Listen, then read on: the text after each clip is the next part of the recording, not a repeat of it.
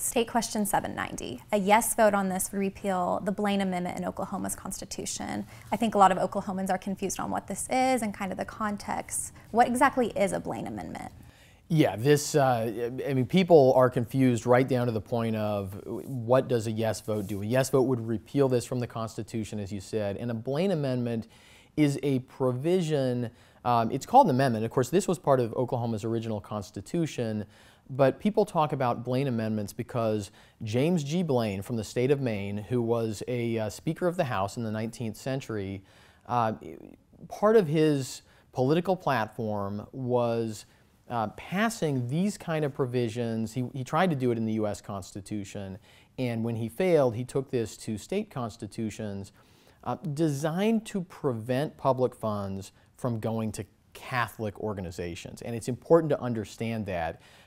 It's not just religious organizations. It was specifically aimed at Catholics. There was a lot of anti-Catholic bigotry in the United States in the latter half of the 19th century. And a lot of politicians, including James Blaine, that was basically a part of their political coalition, were people who didn't like Catholics. And public schools at the time, and at the time this was put in the Oklahoma Constitution, public schools right here in Oklahoma were generally Protestant schools. I mean, people would think of them, if they went back and looked at the curriculum, they would think, well, this is a Protestant Christian school, but it was a public school. And Catholics wanted the same kind of funding. They wanted equal treatment. And the people who wanted to deny that to Catholics put these provisions in state constitutions, including in the Oklahoma Constitution. Now, opponents of this measure have said that this isn't a Blaine Amendment. How do we know if it is or if it isn't? Well, the simple test, there are a couple ways to tell. One is the word sectarian is kind of a giveaway, and that people hear sectarian and it sounds like, well, that means a different religious sect. Of course, when this was used in the latter part of the 19th century, the early part of the 20th century, people understood that word to mean Catholics, right? Everybody else was just generally Protestant Christian. That's what almost all Americans were. And if you were sectarian, you were Catholic, maybe you were Mormon, but those were the religious groups that were targeted by these measures. And we also know that Oklahoma did fund schools that did teach about religion. They taught about Protestant Christianity at the time this was passed. So to say that it's not a Blaine Amendment, it's not an amendment, but everyone understands where this idea came from, why these provisions are found in state constitutions that were written or amended in this period of time. It's clearly the language in Article 2, Section 5 of the Oklahoma Constitution clearly comes from this, sort of dark moment of anti-religious bigotry in the United States. Now, you host a radio show, and this is one of the questions you've been talking about on the air, and you received a listener question of, does this blur church-state lines? Can you talk about that a little bit?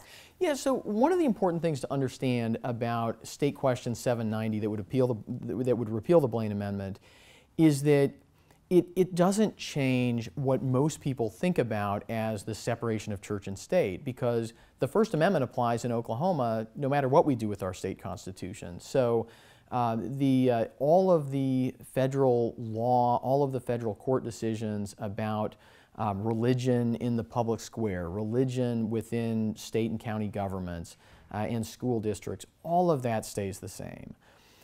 And as I mentioned before, James Blaine actually, he tried to put this language in the U.S. Constitution.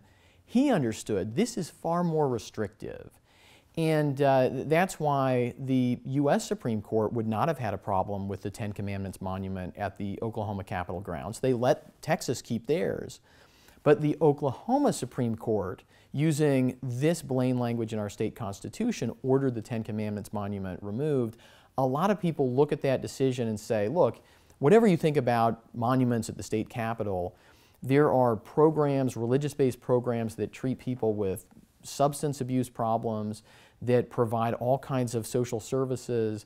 There are real concerns that if the Oklahoma Supreme Court keeps going in that direction and interpreting Article 2, Section 5 strictly, it could actually interfere with a lot of things that Oklahomans rely on that are, somewhat government funded.